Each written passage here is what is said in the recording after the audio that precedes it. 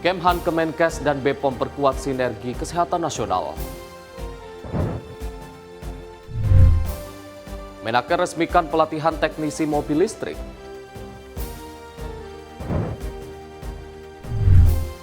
Menteri LH dukung langkah hukum atasi karhutla.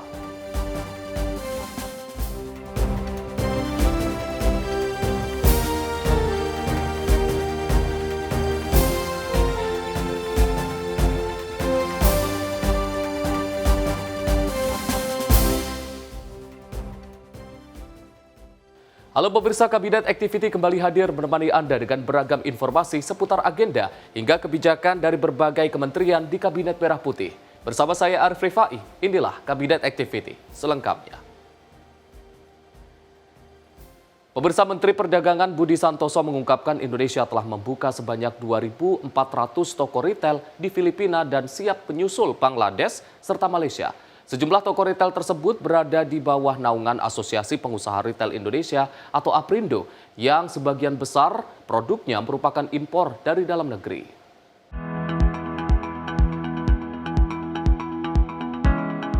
Menteri Perdagangan Budi Santoso menjelaskan bahwa toko retail yang berada di bawah naungan APRindo telah banyak berekspansi ke negara-negara Asia hingga berdampak positif pada peningkatan ekspor produk-produk dalam negeri. Bahkan hingga saat ini sebanyak 2.004 toko retail telah tersebar di Filipina sejak 10 tahun lalu dan terus bertumbuh. Hal itu secara tidak langsung dinilai dapat membantu produk-produk Indonesia. Sudah 2.400 retail, kita itu tidak hanya ekspor barang tetapi juga jasa ya. Tokonya juga ada di sana. Jadi sebagian besar juga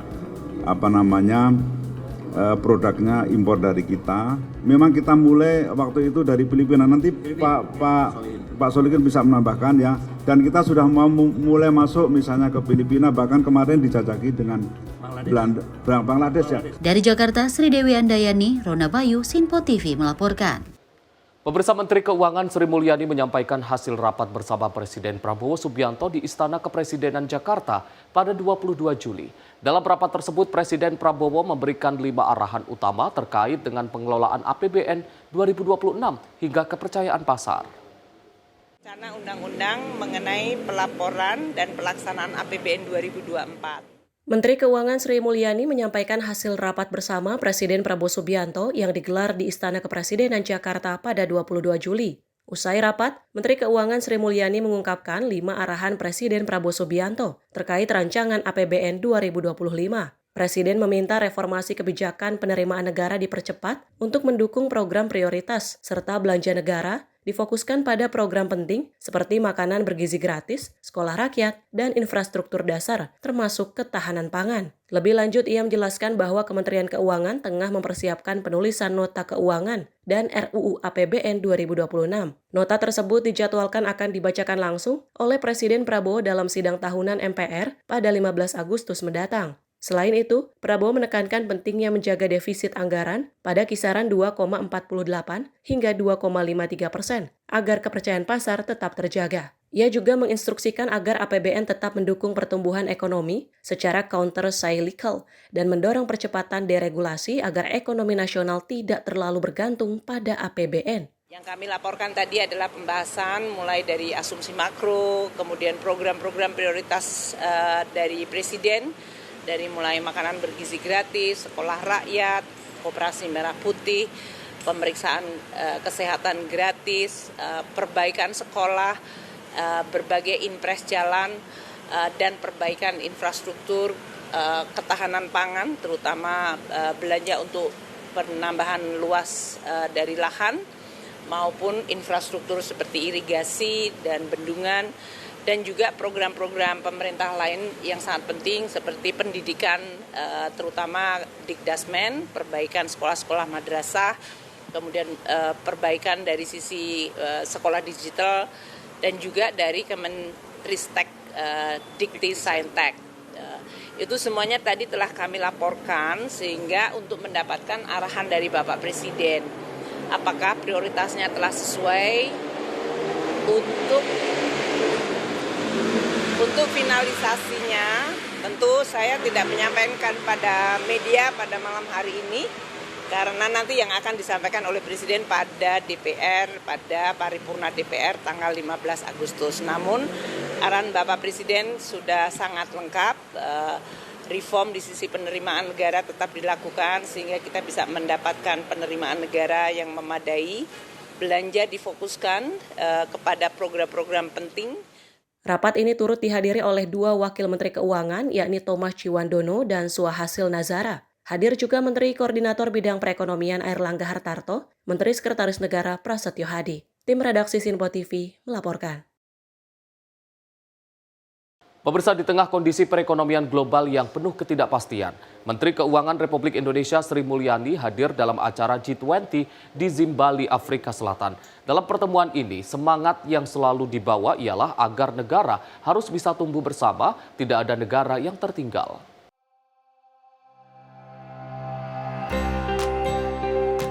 Menteri Keuangan Republik Indonesia Sri Mulyani Indrawati menghadirkan pertemuan Menteri Keuangan dan Gubernur Bank Sentral G20 ketiga di bawah Presidensi Afrika Selatan. Pada pertemuan yang berlangsung pada 17 hingga 18 Juli 2025 ini, Menkyu dan Gubernur Bank Sentral membahas berbagai isu yang menjadi prioritas negara G20 dan perlu mendapatkan perhatian bersama untuk menghadapi tantangan global saat ini, seperti ekonomi global, arsitektur keuangan internasional, keuangan berkelanjutan, infrastruktur, sektor keuangan, pajak internasional, dan kesehatan global. Dalam pertemuan tersebut, Sri Mulyani menekankan bahwa perdagangan dan investasi seharusnya berfungsi sebagai instrumen untuk mencapai kemajuan bersama, yakni menciptakan nilai tambah yang dapat dirasakan oleh seluruh pihak yang terlibat. Ia juga menambahkan pertumbuhan yang tangguh dimulai dari dalam negeri, misalnya Indonesia, yang mengatasi ketidakseimbangan dengan menggunakan instrumen fiskal secara hati-hati dan terukur, bersifat countercyclical sebagai peredam guncangan dan mendorong reformasi struktural. Nelson Mandela taught us,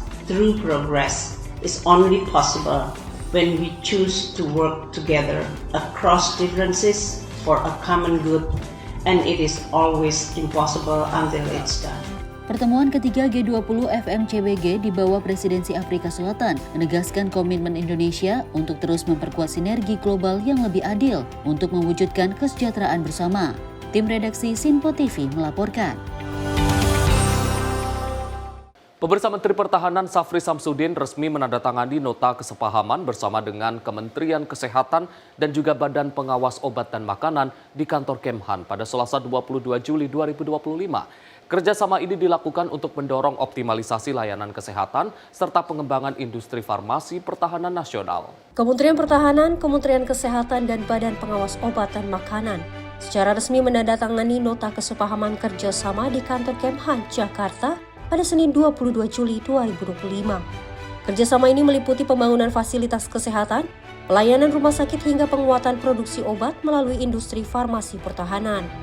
Menteri Pertahanan Safri Samsudin menyampaikan, kerjasama ini merupakan bagian dari sinergi tugas antar lembaga untuk menjamin pembangunan kesehatan yang aman dan berkelanjutan. Safri menyebut kerjasama ini juga dilakukan untuk mengkonsolidasi laboratorium farmasi milik TNI, menjadi satu entitas produk obat nasional yang dapat mensuplai kebutuhan pelayanan kesehatan sampai ke tingkat desa. Baru saja menandatangani memori kesepakatan dalam rangka kita mengoptimalkan tugas kita masing-masing yang saling berinteraksi. Sebagai contoh, di bidang kesehatan, kami memperkuat Menteri Kesehatan yang membangun rumah sakit yang berada di daerah rawan. Sebagai contoh di Papua Pegunungan. Nanti TNI akan membangun rumah sakit tersebut atas biaya dan juga atas skema pembangunan dari Menteri Kesehatan. Ini ditujukan agar supaya pelaksanaan pembangunan itu bisa aman dan tercapai sesuai dengan tujuannya. Yang kedua, kami juga bekerja sama di bidang rumah sakit.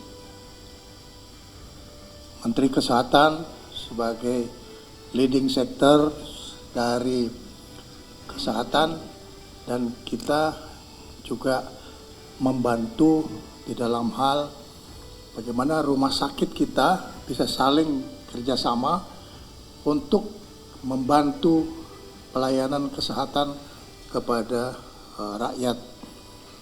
Kami mempunyai cukup banyak rumah sakit dan Menteri Kesehatan juga mempunyai cukup banyak rumah sakit. Kita saling berinteraksi. Selain itu, kami juga bekerja sama di bidang obat yang diperlukan oleh kita semuanya, termasuk teman-teman dalam rangka pelayanan kesehatan. Dari Jakarta, Jihan Nabila, Rona Bayu, Sinpo TV melaporkan. Pemirsa, sebanyak 2.000 calon perwira remaja TNI dan juga Polri tahun 2025 menerima pembekalan langsung dari Menteri Pertahanan RI Syafri Samsudin. Pembekalan digelar di Gor Ahmad Yani, Markas Besar TNI Cilangkap, Jakarta Timur pada Sabtu pagi 19 Juli 2025.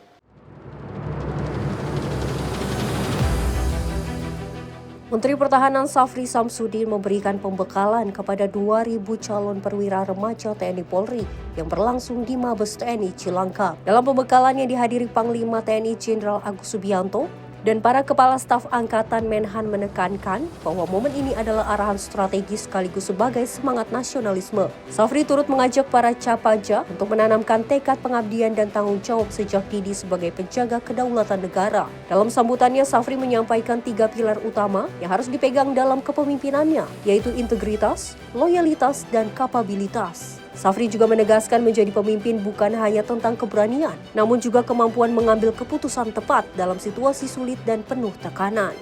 Panglima Kapolri, saya ingin menyampaikan bahwa tidak hanya pembekalan, saya juga ingin menyemangat awal dari pengabdian para calon perwira remaja TNI dan Polri yang akan segera dilantik. Pembekalan oleh Menhan ini menjadi bagian dari tradisi menjelang pelantikan para capaja sebagai perwira pertama TNI dan Polri. Adapun pembekalan Menhan menjadi bagian dari tradisi menjelang pelantikan para capaja sebagai perwira pertama TNI dan Polri di Istana Merdeka pada 23 Juli 2025 mendatang. Dari Jakarta, tim redaksi Sinpo TV melaporkan.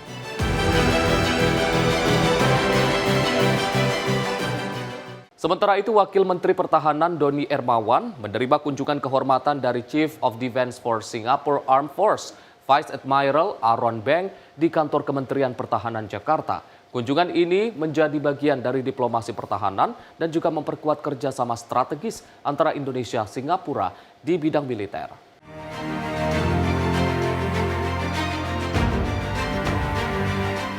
Kunjungan kehormatan Panglima Angkatan Singapura ke Indonesia menjadi simbol kerjasama pertahanan yang terus menguat antara kedua negara. Vice Admiral Aaron Beng disambut oleh Wakil Menteri Pertahanan Doni Hermawan di halaman utama Kemhan sebelum mengadakan pertemuan resmi dengan Menteri Pertahanan Syafri Samsudin. Dalam pertemuan tersebut, kedua pihak membahas sejumlah agenda strategis, termasuk memperluas kerjasama militer di tingkat Angkatan Darat, Laut, dan Udara. Tak hanya itu, Karo Infohan Kementerian Pertahanan Brigjen TNI Frega Wenas menyampaikan bahwa kerjasama militer antara Indonesia dan Singapura selama ini telah berjalan baik dan diperkuat melalui latihan bersama, pertukaran personil, serta pertemuan strategis tingkat tinggi. Kedatangan Panglima Angkatan Bersenjata Singapura, Vice Admiral Aaron Beng, yang tadi pada saat penyambutan diterima oleh Wakil Menteri Pertahanan, kemudian pada saat di dalam tadi langsung diterima oleh Bapak Menteri Pertahanan Syafri Samsudin.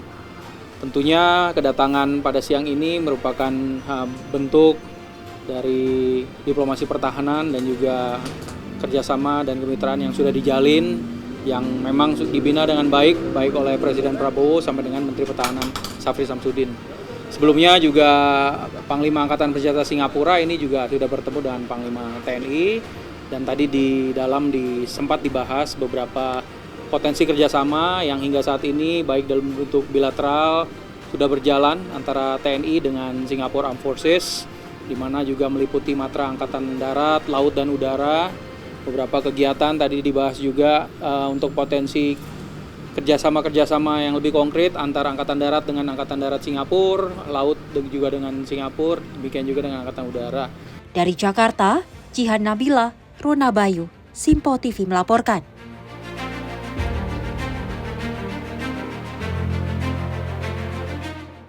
Pemirsa, Menteri Komunikasi dan Digital Mutia Hafid menegaskan peran strategis media dalam mengawal program prioritas pemerintah, khususnya program sekolah rakyat yang dinilai perlu didukung dengan penyampaian informasi yang akurat kepada publik.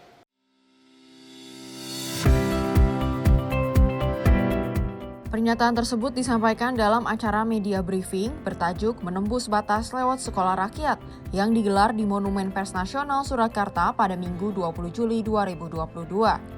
Menurut Mutia, media perlu memahami program sekolah rakyat untuk menjamin ketepatan informasi yang disampaikan kepada masyarakat. Kemkomdigi akan terus berperan sebagai penghubung antara pemerintah dan media, terutama dalam penyampaian informasi program-program prioritas pemerintah. Mutia juga menekankan, media berperan penting dalam memberikan masukan dan umpan balik terhadap pelaksanaan program-program pemerintah.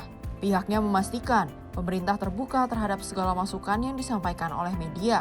Hari ini kita mengambil topik yang juga amat penting karena juga dampak kepada publiknya juga cukup penting, yaitu sekolah rakyat. Karena itu Pak Sekjen Kemensos datang hari ini di sini. Kami sekali lagi Komdigi sebagai penengah, kami buatkan forumnya agar teman-teman khususnya media di Jawa Tengah juga dapat mendengarkan langsung dan juga memahami langsung dari Pak Sekjen Kemsos mengenai apa-apa yang perlu diketahui mengenai sekolah rakyat sebagai salah satu program prioritas pemerintah di bawah pimpinan Presiden Prabowo Subianto. Kita tahu di era keterbukaan dan percepatan informasi seperti ini, media tidak sekedar menjadi kabar tapi juga penentu arah publik, penggerak perubahan sosial dan penjaga akuntabilitas dari kebijakan. Jadi dengan melibatkan teman-teman media, justru kita juga ingin mendapatkan feedback dan masukan-masukan. Karena tentu setiap program tidak mungkin hadir, lahir, lalu sempurna dari awal. Ya, pasti ada masukan-masukan dan itulah fungsi media untuk menyampaikan atau menjadi ruang publik memberi masukan-masukan kepada program-program pemerintah. Dalam kesempatan tersebut, Menkomdigi Mutia Hafid didampingi oleh Direktur Jenderal Komunikasi Publik dan Media, Vivi Aleida Yahya, dan Direktur Jenderal Infrastruktur dan Digital, Wayan Tony Supriyanto. Turut hadir Sekretaris Jenderal Kementerian Sosial, Robin Riko, serta para jurnalis dari berbagai media di wilayah Jawa Tengah. Tim redaksi Simpo TV melaporkan. Kementerian Komunikasi dan Digital mempercepat pembentukan ekosistem kecerdasan artifisial atau Artificial Intelligence nasional melalui program unggulan AI Talent Factory. Inisiatif ini menjadi langkah strategis pemerintah dalam mencetak 12 juta talent digital menuju kedaulatan teknologi Indonesia.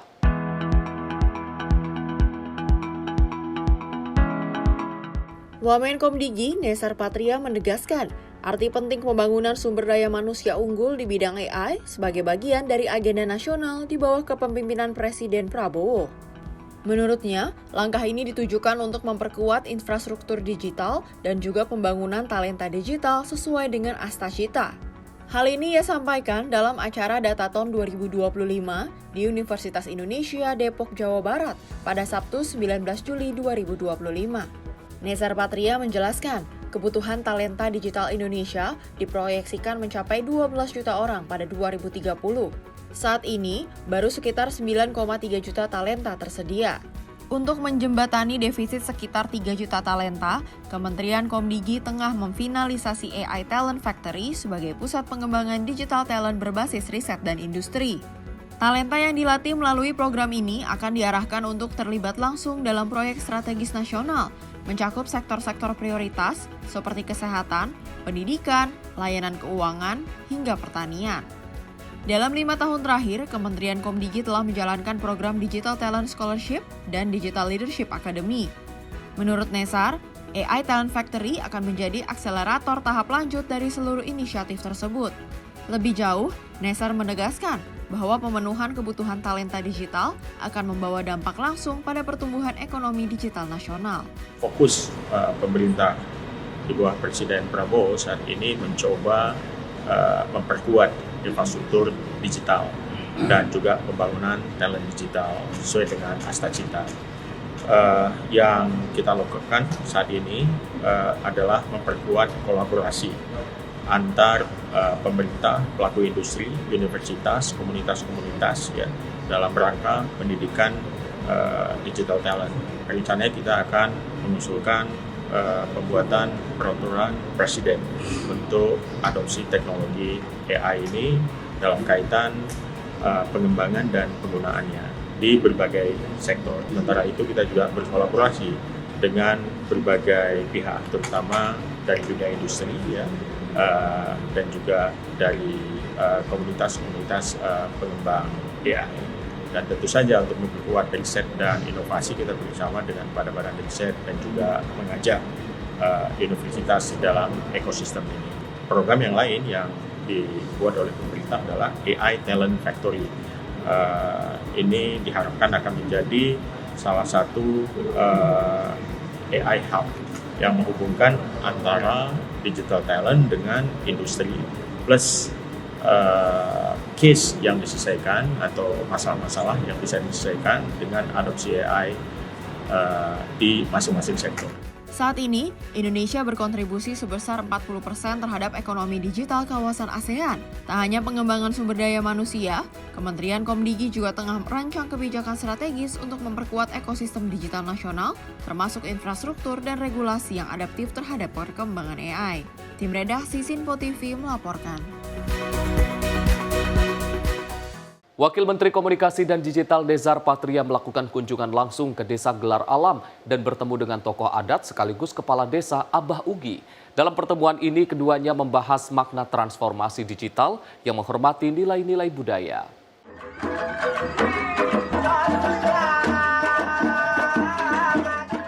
Wakil Menteri Komunikasi dan Digital Nezar Patria bertemu langsung dengan Abah Ugi, tokoh adat sekaligus Kepala Desa Gelar Alam, pada Jumat 18 Juli 2025.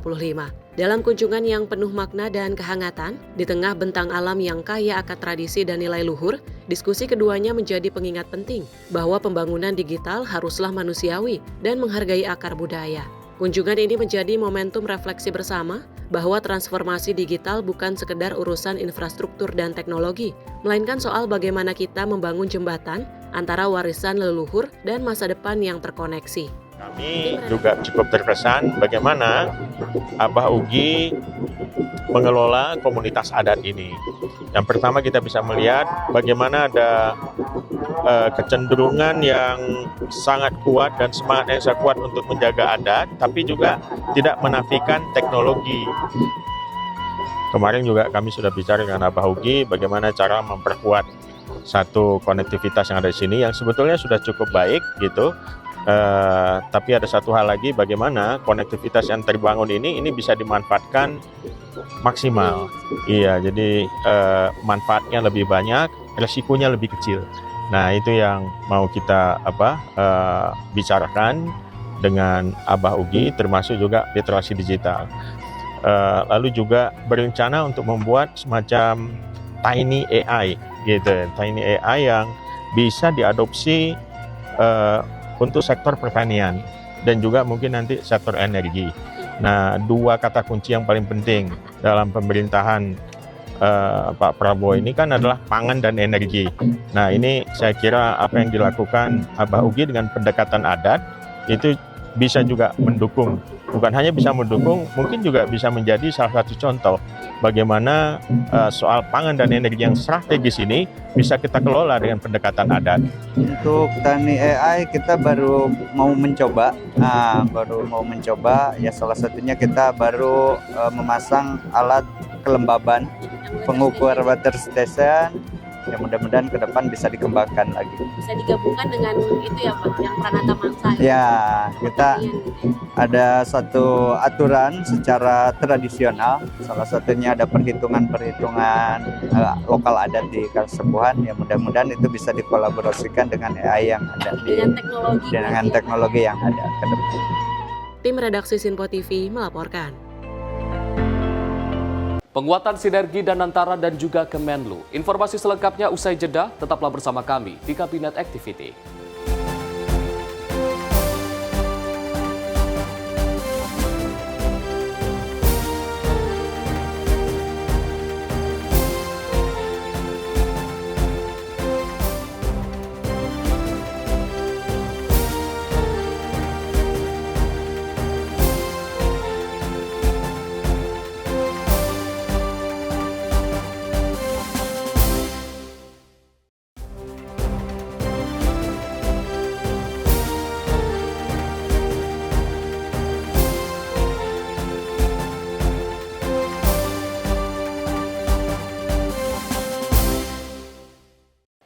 Pemirsa, Anda kembali menyaksikan Kabinet Activity. Danantara Indonesia bersinergi dengan Kementerian Luar Negeri untuk terlibat aktif dalam membangun regulasi ekonomi masa depan dalam diplomasi global.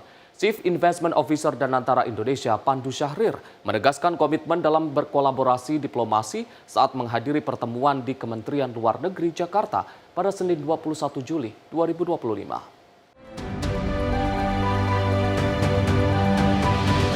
Sebagai badan pengelola investasi strategis yang mengkonsolidasikan dan mengoptimalkan investasi pemerintah untuk mendukung pertumbuhan ekonomi nasional, Badan Pengelola Investasi Danantara memperkuat sinergi dalam melaksanakan diplomasi ekonomi Indonesia bersama Kementerian Luar Negeri.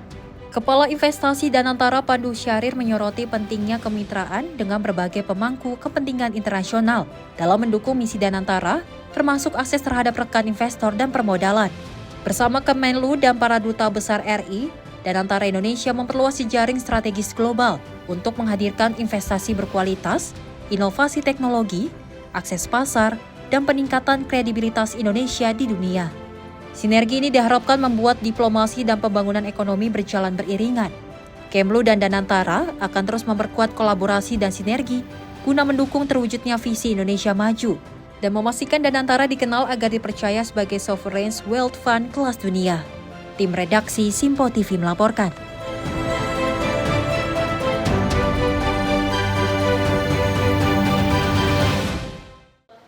Pemirsa, Wakil Menteri Pendayagunaan Aparatur Negara dan Reformasi Birokrasi atau Wamen Pan-RB, Purwadi Arianto, sidak pelayanan publik di Polresta Bandar Lampung, Lampung. Dalam kunjungan ini, mantan Kapolda Lampung itu mengapresiasi pelayanan yang ada, bahkan memberikan nilai 90 dari skala 100, terutama pada pelayanan pembuatan SIM dan SKCK. Wakil Menteri Pemberdaya-gunaan Aparatur Negara dan Reformasi Birokrasi atau Wamen Pan-RB, Purwadi Arianto meninjau pelayanan publik di Polresta Bandar Lampung, Lampung pada Kamis. Pada kunjungan sidak ini, Menpan RB yang didampingi Kapolresta Bandar Lampung Kombes Pol Alfred Jacob Tilukai mengecek pelayanan pembuatan SIM, SKCK, dan administrasi lainnya. Usai melakukan sidak, Purwadi Arianto yang merupakan mantan Kapolda Lampung ini mengaku puas dengan pelayanan publik yang juga ramah anak di Polresta Bandar Lampung. Ia bahkan memberikan nilai 90 dari skala 100 terhadap pelayanan yang ada. Kedatangan saya ini memastikan bahwa pelayanan publik itu berdampak dan dirasakan langsung oleh masyarakat. Saya lihat komitmen daripada pimpinan, kemudian sumber daya manusia yang terlatih, kemudian data yang terintegrasi dan kolaborasi antar instansi itu penting. Satu sama lain saling mengisi dan saling melengkapi, sehingga kualitas pelayanannya dari waktu ke waktu akan lebih baik. Ya, 90 lah.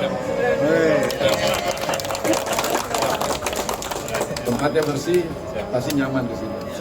Akhirnya cukup, inklusif, tempat untuk mereka yang kelompok rentan dilayani dengan baik, komplit semua di sini. Di dalamnya disiapkan minuman sekedarnya, sekedar pelepas dahaga, ada tempat mainan anak, sehingga nyaman membawa anak kecil ditaruh di sini.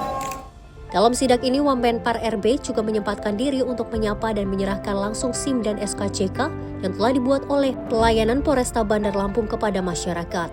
Dari Bandar Lampung, Immanuel Simorangkir, kontributor Sinpo TV, melaporkan. Pemirsa, sebuah pabrik handphone ilegal digerebek langsung oleh Menteri Perdagangan Budi Santoso di kawasan Cengkareng, Jakarta Barat pada Rabu 23 Juli 2025. Berkedok sebagai tempat usaha koperasi, lokasi ini ternyata digunakan untuk merakit dan juga mengemas ribuan ponsel ilegal yang diselundupkan dari Tiongkok. Nilai ekonomisnya mencapai lebih dari 17 miliar rupiah. Menteri Perdagangan Budi Santoso turun langsung ke kawasan Cengkareng, Jakarta Barat. Di lokasi yang tampak seperti tempat usaha koperasi biasa, Kemendak mengungkapkan aktivitas ilegal yang melanggar aturan perdagangan pada Rabu 23 Juli 2025. Sebanyak 5.100 unit smartphone berbagai merek berhasil diamankan dengan nilai ekonomis lebih dari 12 miliar. Selain itu, petugas juga menyita 747 koli yang berisi casing, charger, dan aksesoris senilai lebih dari 5,5 miliar. Seluruh barang tersebut diketahui merupakan hasil rakitan dari komponen ilegal asal Tiongkok yang diselundupkan melalui Batam, lalu dipasarkan secara masif di berbagai marketplace daring. Berdasarkan hasil pengawasan, tempat tersebut digunakan untuk merakit, mengemas, dan memperdagangkan ribuan unit ponsel seluler yang tidak sesuai dengan ketentuan peraturan perundang-undangan. Jadi barang-barang ini adalah semua barang rakitan, jadi mesin, kemudian aksesoris, charger, semua diambil dari atau dikirim dari Batam yang merupakan impor ilegal yang diperdagangkan melalui marketplace. Terhadap pelanggaran ini maka perusahaan ditutup untuk tidak boleh melakukan kegiatan usaha, kemudian semua produk kita amankan dan nanti selanjutnya kita akan koordinasi dengan aparat penegak hukum untuk proses lebih lanjut. Temuan ini menambah daftar panjang kasus pelanggaran perdagangan di sektor elektronik. Kementerian Perdagangan melalui Direktorat Jenderal Perlindungan Konsumen dan Tertib Niaga menegaskan akan terus bersinergi dengan aparat penegak hukum demi menciptakan perdagangan yang bersih, adil, dan sesuai aturan. Tim redaksi Sinpo TV melaporkan.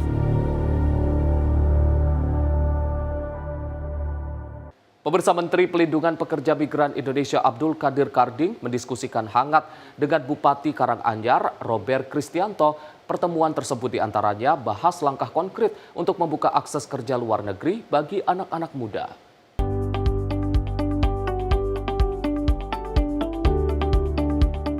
Kementerian Perlindungan Pekerja Migran Indonesia mendorong pemerintah daerah termasuk Pemkab Karanganyar untuk berakselerasi mendirikan Migran Center. Pada Minggu 20 Juli 2025, Menteri Perlindungan Pekerja Migran Indonesia Abdul Qadir Karding berdiskusi hangat dengan Bupati Karanganyar Robert Kristianto. Pertemuan tersebut diantaranya membahas langkah konkret untuk membuka akses kerja luar negeri bagi anak-anak muda. Dari rencana membangun Migran Center sampai ide menghadirkan kelas migran di SMA dan SMK. Nanti sudah kita kamu mau bekerja di mana ke depan? Luar negeri atau kalau yang luar negeri yang kita akan berikan Migran kelas. Hari ini berkunjung kepada Mas Edi, Pak Edi, juga dalam rangka memastikan bahwa mereka purna migran ini ternyata luar biasa. Pembangunan Migran Center dan kelas migran ini dilakukan guna memberangkatkan pekerja yang terampil, memiliki pengetahuan dan kesiapan mental yang cukup, agar tidak hanya sekedar jadi pekerja, melainkan bisa jadi duta bangsa yang membawa nama baik Indonesia di luar negeri. Tim redaksi Sinpo TV melaporkan. Kementerian Perdagangan Republik Indonesia terus menunjukkan komitmennya dalam memperkuat kerjasama global, khususnya dengan negara-negara di kawasan Afrika melalui program pelatihan kerjasama Selatan-Selatan dan Triangular. Kemendak menyelenggarakan pelatihan perdagangan dan juga promosi investasi untuk negara-negara Afrika selama hampir 2 pekan di Jakarta.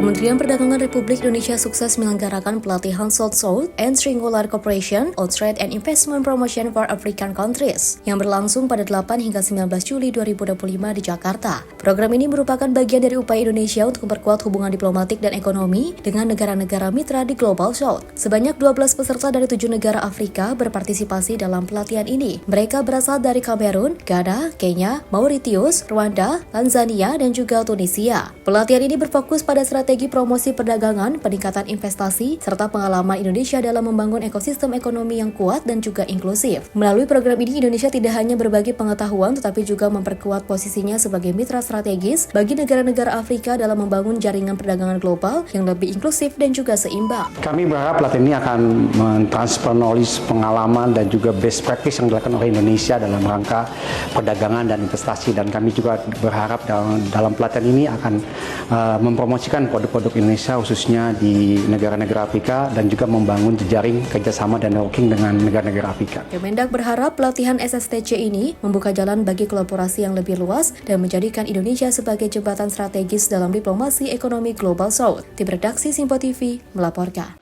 Pemirsa, Menaker Yasir Lee dan PT Cherry Sales Indonesia meresmikan training center teknisi mobil listrik di BBPVP Bekasi. Hal ini merupakan sebuah langkah nyata dari Kemenaker dalam memperkuat ekosistem mobil ramah lingkungan di Indonesia.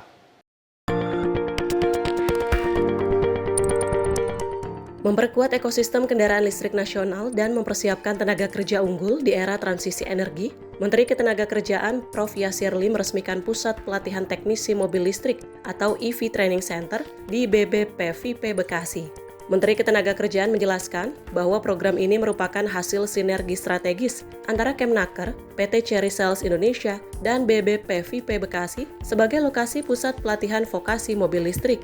Dalam meresmikan pusat pelatihan teknisi mobil listrik tersebut, Menteri Ketenagakerjaan juga menyatakan bahwa transformasi energi ke arah ramah lingkungan harus dibarengi dengan penyiapan sumber daya manusia yang kompeten dan siap kerja. Inisiatif pelatihan teknisi EV ini juga sejalan dengan komitmen Kemenaker dalam mendukung ekonomi hijau dan mendorong Indonesia menuju net zero emission. Langkah ini tidak hanya membuka lapangan pekerjaan baru, tapi juga memperkuat posisi Indonesia dalam rantai industri otomotif ramah lingkungan di kawasan Asia Tenggara. Kemenaker menegaskan pentingnya kemitraan dengan pelaku industri seperti Cherry Indonesia untuk memastikan pelatihan vokasi selalu relevan dengan kebutuhan dunia kerja. Tim redaksi Simpo TV melaporkan.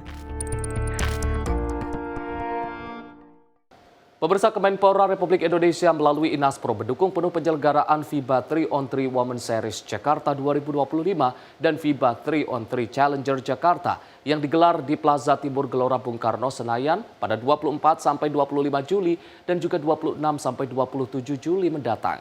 Tim Indonesia bakal bersaing dengan 15 tim lain yang berasal dari negara-negara seperti Spanyol, Australia, Amerika Serikat hingga Jepang. Kementerian Pemuda dan Olahraga Republik Indonesia melalui LPDUK, Inaspro mendukung penuh penyelenggaraan FIBA 3x3 Women's Series Jakarta 2025 dan FIBA 3x3 Challenger Jakarta yang digelar di Plaza Timur Gelora Bung Karno, Senayan 24 hingga 25 Juli dan 26 hingga 27 Juli mendatang. Mas Menteri memberikan arahan melalui Mas Bima bagaimana caranya LPDUK juga turut serta membawa event-event olahraga kelas dunia, baik itu untuk yang sifatnya sportainment maupun yang prestasi, yang khusus untuk LPDUK Inaspro. Event-event itu bisa mendorong industri olahraga di kemudian hari. Dan salah satu pilihan kami tentu tidak lain adalah 3x3 di antara berbagai cabang olahraga yang sedang diberikan. Dukungan tersebut disampaikan langsung oleh Direktur LPDUK Kemenpora, Inaspro Ferikono bersama Deputi Bidang Peningkatan Prestasi Olahraga, Surono, pada acara konferensi pers FIBA 3x3 Women's Series Jakarta 2025 dan FIBA 3x3 Challengers di Media Center Kemenpora, Jakarta, Senin 21 Juli 2025. Ferikono juga menceritakan bahwa FIBA ketika meminta Indonesia menjadi kandidat tuan rumah, tentu sudah melihat banyak latar belakang berkembangnya olahraga basket di Indonesia. Ajang yang baru pertama digelar di Indonesia ini juga diharapkan bisa menjadi ajang untuk melahirkan atlet basket 3x3 yang berpotensi. Bahkan Ferikono menilai tim basket 3x3 Indonesia memiliki peluang untuk bisa tampil di Olimpiade 2028. Mengucapkan terima kasih yang sebesar-besarnya kepada FIBA yang selalu percaya kepada kita Indonesia menjadi penyelenggara baik itu kejuaraan internasional yang 5 kali 5. Sementara Deputi Bidang Peningkatan Prestasi Olahraga Surono mengatakan kepercayaan FIBA terhadap Indonesia yang sukses menggelar kejuaraan internasional basket harus kita apresiasi. Setelah sebelumnya pernah menjadi penyelenggara kejuaraan dunia, kali ini Indonesia kembali dipercaya untuk menggelar event bertaraf internasional seperti FIBA 3x3 Women's Series Jakarta 2025 dan FIBA 3x3 Challengers. Indonesia akan menurunkan 3 wakil dalam FIBA 3x3 Challenger Jakarta 2025. Ketiga tim tersebut adalah Jakarta Mandiri, Batavia Mandiri, dan South Jakarta Inaspro. Ketiganya akan bersaing dengan 13 tim kuat dari berbagai negara, seperti Miami dari Amerika Serikat, Riva dari Bahrain, Hangzhou dari Cina, Utrecht dari Belanda, hingga Barcelona dari Spanyol. Tim redaksi Sinpo TV melaporkan. Pemirsa, informasi lainnya akan kami hadirkan usai jeda. Tetaplah bersama kami di Kabinet Activity.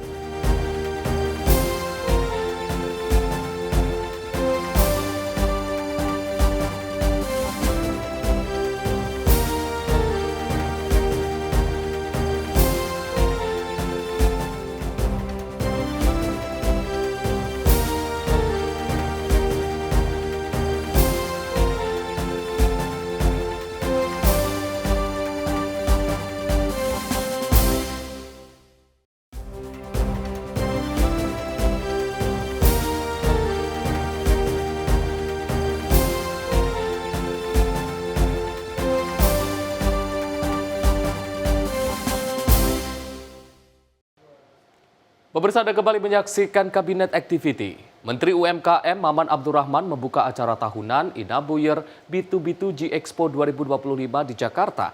Acara ini merupakan implementasi dari PP nomor 7 tahun 2021 yang mewajibkan alokasi 40% belanja barang atau jasa pemerintah untuk pengusaha UMKM. Inabuyer juga menjadi wadah strategis untuk menjaga kedaulatan ekonomi nasional dengan melibatkan UMKM dalam rantai pasok dan juga memastikan produk yang dipasarkan adalah manufaktur lokal.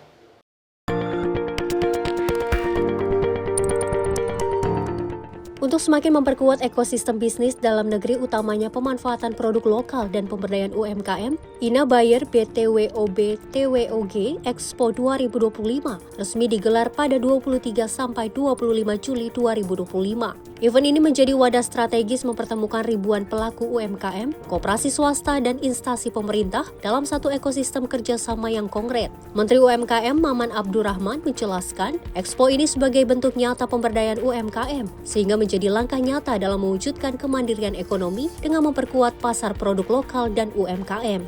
Ada salah satu pasal yang berisi tentang kewajiban kepada pemerintah pusat, pemerintah provinsi, dan kabupaten untuk wajib mengalokasikan belanja barang dan jasanya 40% untuk UMKM. Melalui sistem bisnis matching, networking, dan penandatanganan kontrak, ajang ini ditargetkan melampaui capaian 2024 yang mencatatkan potensi kerjasama senilai 1,58 triliun. Pameran ini diketahui tidak hanya menjadi arena promosi, tetapi juga arena transaksi bagi seluruh peserta pameran ini. Tim Liputan Sinpo TV melaporkan. Pemirsa, teknologi medis terus berkembang dan kini menjadi harapan baru bagi para penyintas stroke di Indonesia. Rumah Sakit Pusat Otak Nasional yang dikelola Kementerian Kesehatan telah menghadirkan alat rehabilitasi modern yang diklaim mampu mempercepat pemulihan fungsi gerak pasien stroke.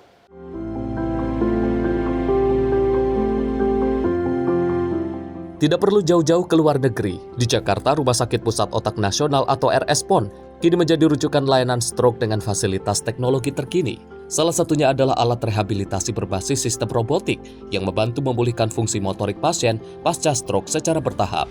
Dalam kunjungannya ke RS-PON, Menteri Kesehatan Budi Gunadi Sadikin menekankan pentingnya pemanfaatan teknologi untuk meningkatkan kualitas layanan kesehatan publik. Teknologi ini bekerja dengan perangsang saraf dan otot secara terarah, mengikuti prinsip neuroplasticity atau kemampuan otak membentuk koneksi baru. Terapi dilakukan berulang dan disesuaikan kondisi pasien tanpa harus merasa kesakitan berlebih. Pola jalan ya, mengembalikan memori otot itu seperti ini. Sehat, Pak. Ya. Alhamdulillah. Kemenkes berharap fasilitas ini bisa dimanfaatkan masyarakat luas, tak hanya yang tinggal di Jakarta.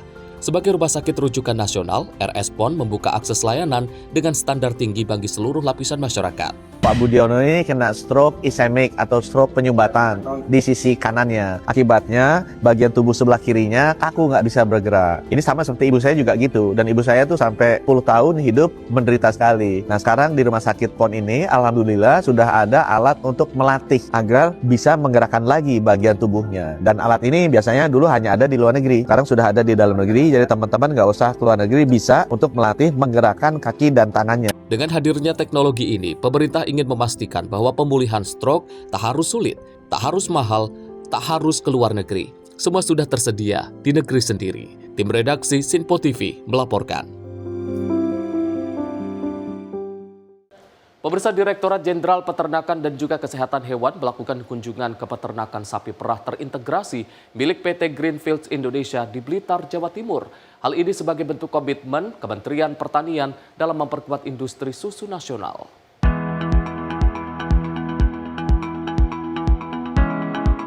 Kementerian Pertanian terus mendorong peran swasta untuk memperkuat industri susu nasional dari hulu hingga hilir. Hal ini bertujuan bukan hanya untuk meningkatkan produksi, melainkan membangun kesejahteraan peternak, membuka lapangan kerja, dan memastikan anak-anak Indonesia tumbuh sehat dengan asupan gizi yang cukup. Salah satu upaya tersebut ditunjukkan melalui kunjungan Direktorat Jenderal Peternakan dan Kesehatan Hewan ke peternakan sapi perah terintegrasi milik PT Greenfields Indonesia di Blitar, Jawa Timur. Dalam kunjungan ini, meninjau berbagai fasilitas mulai dari sistem kandang, manajemen pakan, area pemerahan susu, hingga unit pengolahan.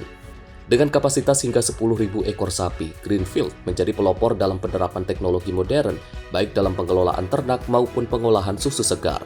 Pemerintah pun terus memperkuat kolaborasi dengan pelaku usaha. Tim redaksi Sinpo TV melaporkan. Pemirsa, Menteri Koordinator Bidang Pembangunan Manusia dan Kebudayaan Pratikno mendukung hadirnya sekolah-sekolah unggulan yang ada di Indonesia. Menurutnya hal ini sebagai salah satu upaya untuk mendorong inisiatif prioritas dalam kerangka program hasil terbaik cepat atau PHTC Presiden Prabowo.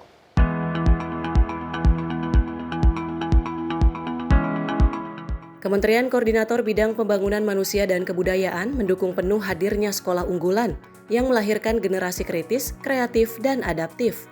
Seperti yang baru saja diresmikan oleh Kapolri Jenderal Polisi Listio Sigit Prabowo, yaitu SMA Kemala Taruna Bayangkara atau KTB dan Global Darussalam Academy atau GDA yang menjadi contoh nyata ekosistem pendidikan inklusif dan berkualitas. Menko PMK Pratikno juga menyampaikan apresiasi atas peran serta masyarakat dalam mempercepat terwujudnya sekolah unggulan. Ia menyebut bahwa kedua sekolah tersebut merupakan bagian dari upaya mendukung program Sekolah Unggul Garuda sebagai salah satu inisiatif prioritas dalam kerangka program hasil terbaik cepat Presiden Prabowo. Kami menyampaikan terima kasih karena Pak Presiden PHTC-nya sangat fokus ke SDM dan salah satunya adalah sekolah unggulan. Kemudian Bapak Ibu sudah berinisiatif untuk ke sini. Artinya sudah salah satu pekerjaan di Menko PMK mengawal sekolah unggulan sudah mulai rilis. Tentu saja kami mengharapkan ini akan tumbuh sekolah-sekolah semacam ini lebih banyak lagi dan untuk itu membutuhkan kolaborasi dari semua pihak sehingga muncul sekolah-sekolah baru yang semakin banyak mencetak anak-anak Indonesia semakin hebat ke depan. Kedepannya Pratikno berharap semakin banyak kolaborasi dari semua pihak guna memunculkan sekolah-sekolah baru yang berhasil mencetak generasi unggul. Tim redaksi Sinpo TV melaporkan. Pemirsa, Menteri Kehutanan Raja Juli Antoni meninjau dan juga melakukan pemantauan udara ke lokasi kebakaran hutan dan lahan di Riau. Raja Juli menaiki helikopter bersama Kapolda Riau Irjen Heri Heriawan, Pangdam Bukit Barisan Maijen TNI Rio Ferdianto, dan juga Danlanut Marsma TNI Abdul Haris.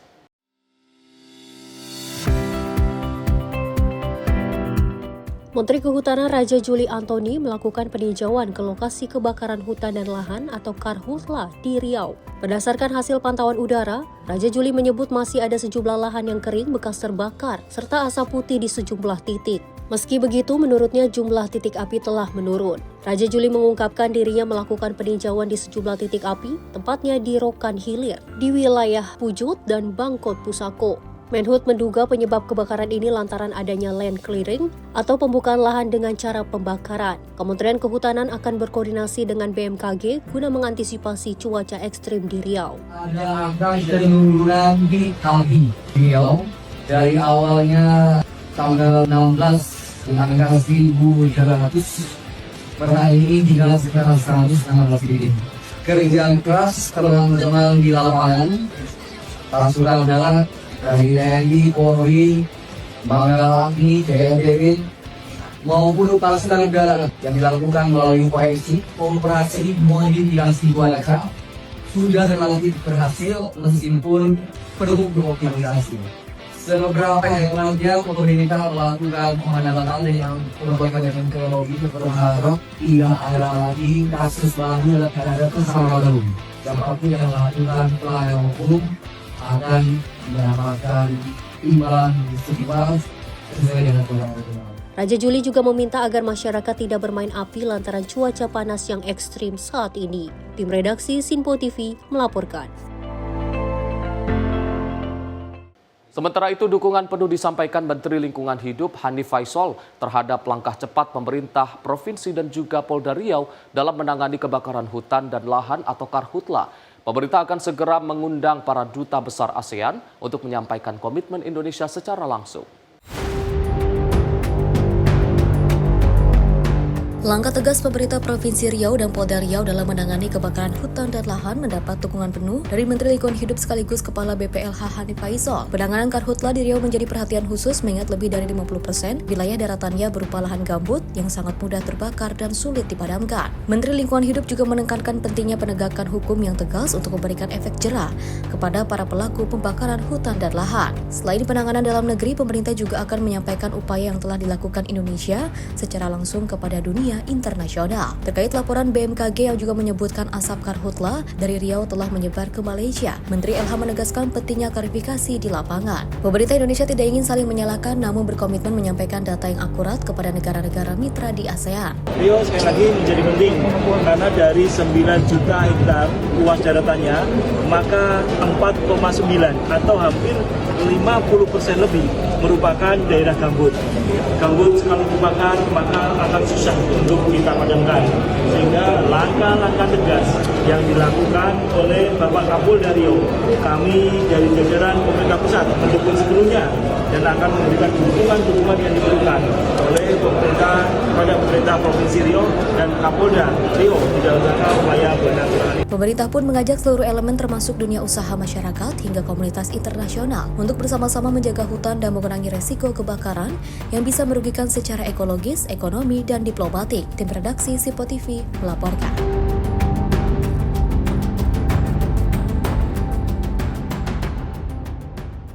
Pemirsa, Wali Kota Banjarmasin M. Yamin HR bersama jajaran SKPD melakukan audiensi ke Kementerian Lingkungan Hidup dan Kehutanan Republik Indonesia. Audiensi membahas penguatan sistem pengelolaan sampah di Kota Banjarmasin.